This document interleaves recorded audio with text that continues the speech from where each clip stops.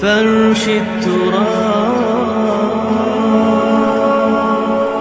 يضمني.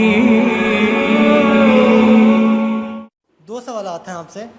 ایک تو یہ کہ تمام فرقے اور جو گروہ ہیں اسلام کے اندر، جو ہمارا اسلام ہے اس کے اندر جتنے بھی گروہ ہیں، اہل حدیث ہو گئے، دیوبندی یا جو بھی ہوتے ہیں، حنفی اور مالکی جتنے بھی ہیں، ان کی تعلیمات اور ماخذ جو ہے وہ ایک ہی ہے، قرآن اور حدیث سے یہ اخذ کرتے ہیں.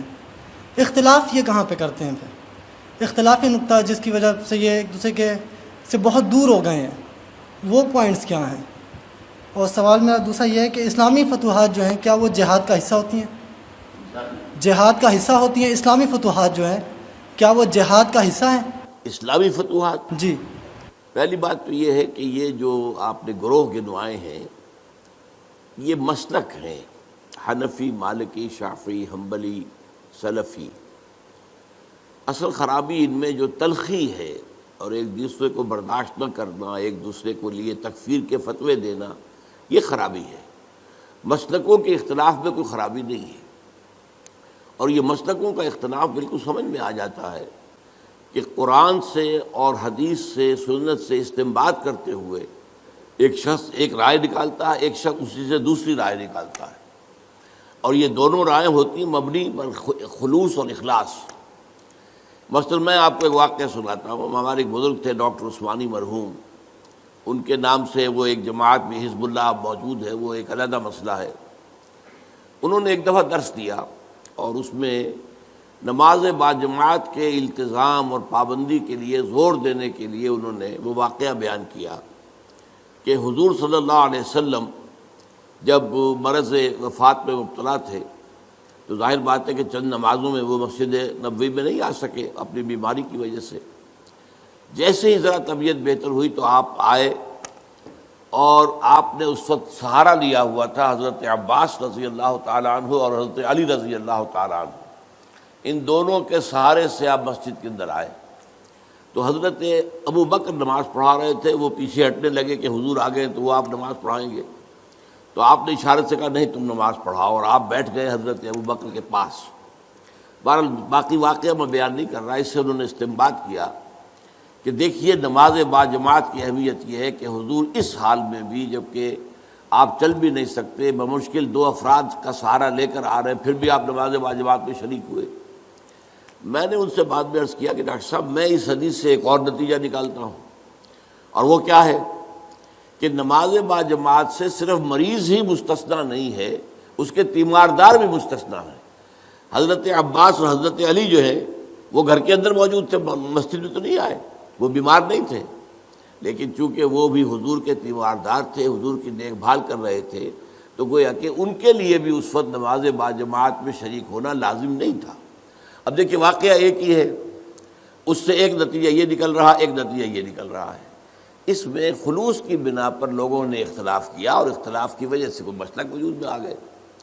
یا ایک اور مثال میں آپ کو دیتا ہوں. حضور کی ایک حدیث ہے صلی اللہ علیہ وسلم کہ جب بھی مسجد میں جاؤ تو 2 رکعت جو ہے تحیۃ المسجد پڑھے بغیر مت بیٹھو، یہ مسجد کا حق ہے. آپ مسجد میں گئے ہیں 2 رکعت پڑھیے. ایک طرف تو یہ حدیث ہے، ایک طرف یہ حدیث ہے کہ سورج کے نکلنے کے وقت جب تک سورج پوری طرح نکل نہ چکے کوئی سجدہ نہیں ہو سکتا.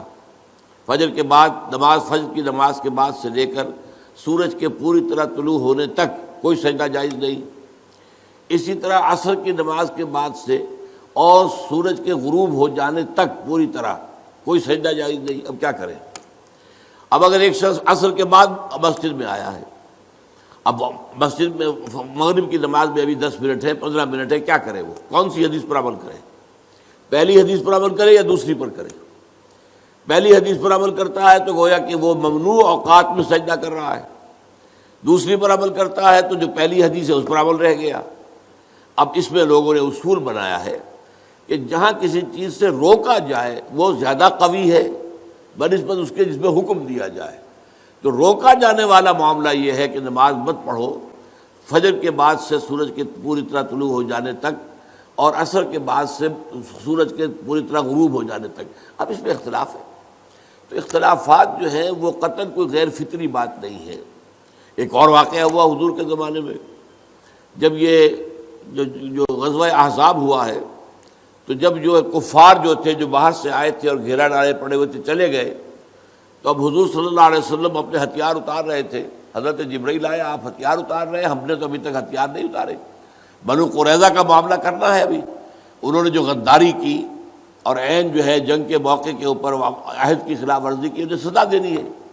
اور چلیے حضور نے سب کو حکم دے دیا، اب کوئی مسلمان عصر کی نماز غالباً تھی نہ پڑھے جب تک کہ بنو قریظہ میں نہ پہنچ جائے، یعنی جلد از جلد بنو قریظہ کے علاقے میں پہنچ جائے. اب کچھ حضرات کا معاملہ ایسا ہوا کہ وہ ابھی راستے میں تھے، انہوں نے محسوس کیا کہ نماز جو ہے عصر کا، وہ تو اب عصر جو ہے وہ ہماری قضا ہو جائے گی، اب نکل رہا ہے، اب ہم وہاں پہنچ نہیں، ابھی تو کیا کریں. کچھ نے کہا کہ نہیں صاحب کچھ بھی ہو، نماز قضا ہو یا نہ ہو. حضور نے کہا نماز مت پڑھو جب تک بنو قریظہ کے علاقے میں نہ پہنچ جاؤ، تو ہم تو نماز نہیں پڑھیں گے. کچھ لوگوں نے کہا نہیں یہ تو حضور نے اصل میں جلدی کرنے کے لیے تاکید کر کہا تھا، ورنہ مراد یہ نہیں تھی. انہوں نے نماز پڑھ لی. اب کچھ لوگوں نے نماز پڑھ لی، کچھ نے نہیں پڑھی.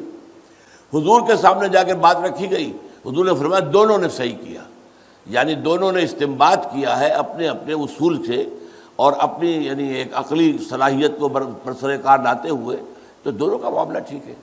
اس اعتبار سے اختلافات سے زیادہ پریشان نہیں ہونا چاہیے. ان اختلافات کے اندر جو تلخی پیدا ہو گئی ہے وہ اس وجہ سے ہے کہ ہم نے ایک مذہبی پیشہ بنا لیا اپنے ہاں.